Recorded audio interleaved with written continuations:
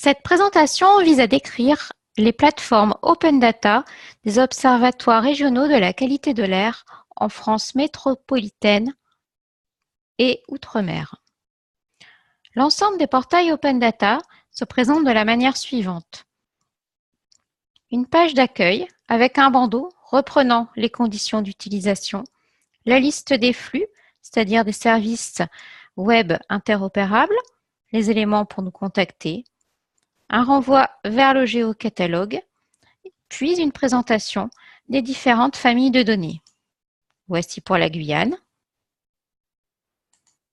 pour la Normandie,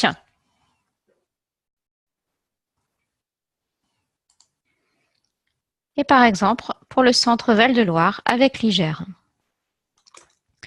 Les différentes familles de données concernées dans cette première phase d'ouverture de web services dans le cadre de la JNQA sont les concentrations observées, les émissions, les indices de qualité de l'air, les épisodes de pollution, l'exposition des populations et des territoires, ainsi que les concentrations observées.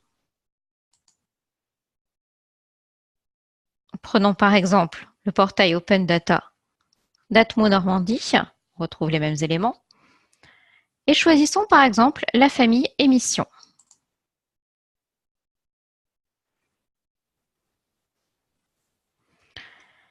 Pour chacune des familles de données, on va retrouver plusieurs jeux de données.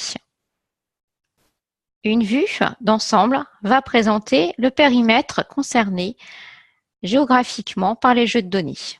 Ensuite, on retrouve 3 jeux de données, les émissions, tous secteurs d'activité confondus dans la région, dans les départements, ainsi que dans les EPCI. Prenons l'exemple du jeu de données émissions de polluants atmosphériques, tous secteurs d'activité confondus des EPCI en région Normandie en 2010, 2012 et 2014.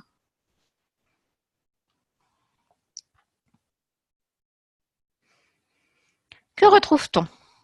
Une vue d'ensemble avec les différents attributs concernés par ce jeu de données. Par exemple, les poussières fines inférieures à 10 micromètres en 2014. On a déjà un rapide aperçu des tonnages émis en poussière PM10. Ensuite, on va pouvoir retrouver les données. Donc là, une présentation plus classique sous forme de tableau avec les différentes EPCI ainsi que les différentes tonnes de polluants émises pour chacun des polluants pour les différentes années. On va retrouver ensuite des éléments plus à destination de développeurs ou également de personnes pouvant utiliser des systèmes d'information géographique avec les URL, les API et puis également différentes possibilités de téléchargement sous forme de feuilles de calcul classiques ou de fichiers géographiques.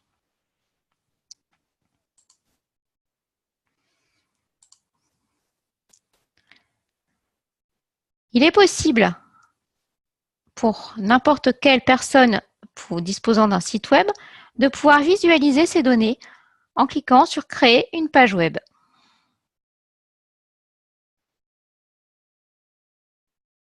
On voit que la visualisation est relativement rapide. Ensuite, nous voyons donc la région Normandie apparaître, puis nous pouvons choisir un attribut à afficher. Par exemple ici, les poussières fines inférieures à 2,5 micromètres en 2014. C'est rapide et c'est fluide. Ces données sont interopérables, c'est-à-dire qu'elles sont visualisables de la même manière dans les différentes régions.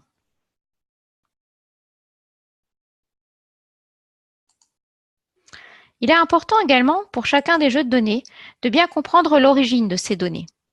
Je prends maintenant l'exemple de Centre Val-de-Loire avec les épisodes de pollution. Ici, on retrouve dans cette famille épisodes de pollution les épisodes de pollution la veille, le jour même et le lendemain, et également un historique des épisodes en 2018. On retrouve également ici donc une vue d'ensemble des données, ici avec les différents états de dépassement pour la veille, le jour même et le lendemain. Il est également intéressant donc de pouvoir visualiser ces métadonnées. Les métadonnées vont permettre de décrire l'origine exacte des données. Ils vont décrire au sens inspire du terme la généalogie de la donnée, comment ces données ont été construites, ainsi que les conditions de réutilisation. Si je reviens sur le portail, par exemple, de Normandie, les conditions de réutilisation, qui sont les mêmes à travers les différentes régions de France, sont les conditions de réutilisation de la licence ODBL. Entre autres termes, vous êtes libre de partager, créer, d'adapter cette base de données aussi longtemps que vous mentionnez la paternité, vous partagez aux conditions identiques et également vous gardez ouvert, c'est-à-dire vous redistribuez la base de données ou une version modifiée de celle-ci. Alors, vous ne pouvez utiliser de mesures techniques restreignant la création, c'est-à-dire que vous distribuez vous aussi dans une version sans restriction. On est vraiment complètement dans l'esprit de l'open data.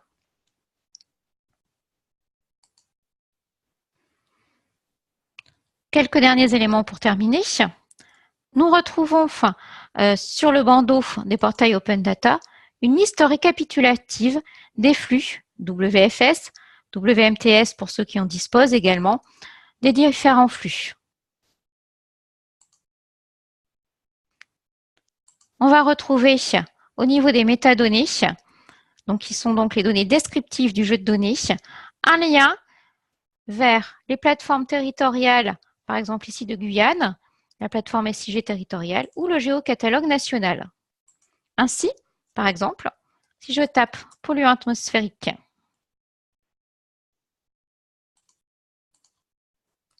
à La Réunion, eh bien, je retrouve les jeux de données, alerte, concentration horaire, annuelle, journalière. Voici un petit exemple. Donc, un référencement en région ou dans le géocatalogue national, les deux, si les deux sont existants.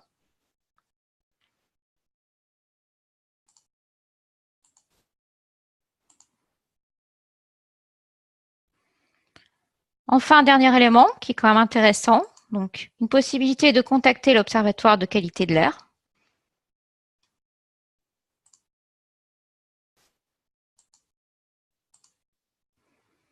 Également, une possibilité de renvoyer vers le site internet de l'Observatoire de la qualité de l'air. Effectivement, les observatoires de qualité de l'air peuvent disposer de jeux de données parfois plus complets que ceux proposés dans cette première phase de la JNQA. Je vous remercie de votre attention.